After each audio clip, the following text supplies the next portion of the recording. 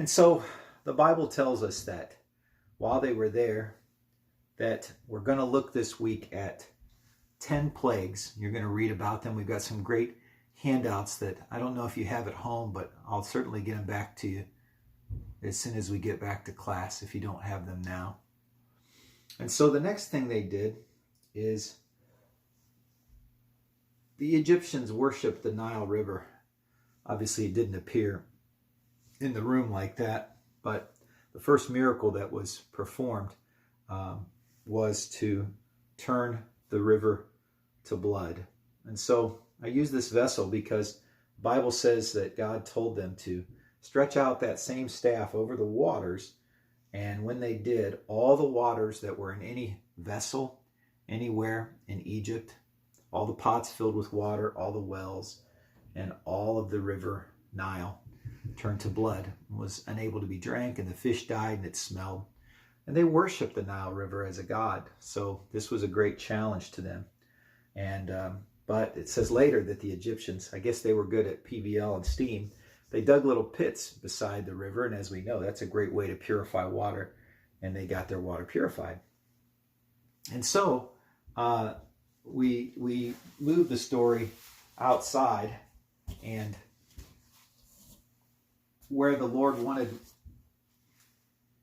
Moses to lead the people was out into the wilderness, and Pharaoh was reluctant to let them go.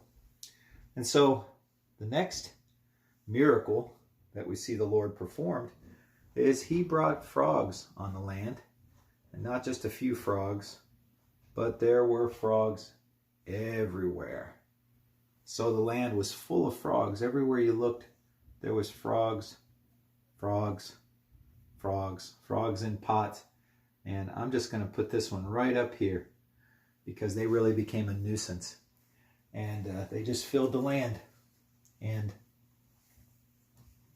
also giant bears came and no bears. Actually, there's another story in the Old Testament with a bear in there, and it even eats children, but we'll get to that later.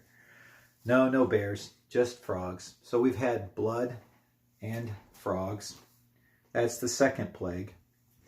And then the Bible tells us that, I'm going to say, some dark clouds moved in. The Bible doesn't actually say that, but some of the things that happened would come from a storm. And so it's visually kind of more interesting to do this. As we read through the opening 10 chapters of Exodus, you're going to see this. And so the next plagues that he brought, plagues 3 and 4, were plagues of insects. It's kind of confusing because first he brings a plague of lice, and the lice covers the land and the people and the animals. And then right after that is a plague of flies.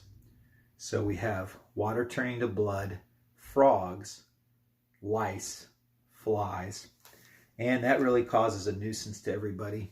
And then the next thing that happens is all of the cattle in the land of Egypt, all of the cattle, so all of their livestock, not just cattle, but they all die. So all the animals die. You can imagine we're going through a tough time in our economy, but if all of our livestock died, we'd be in trouble.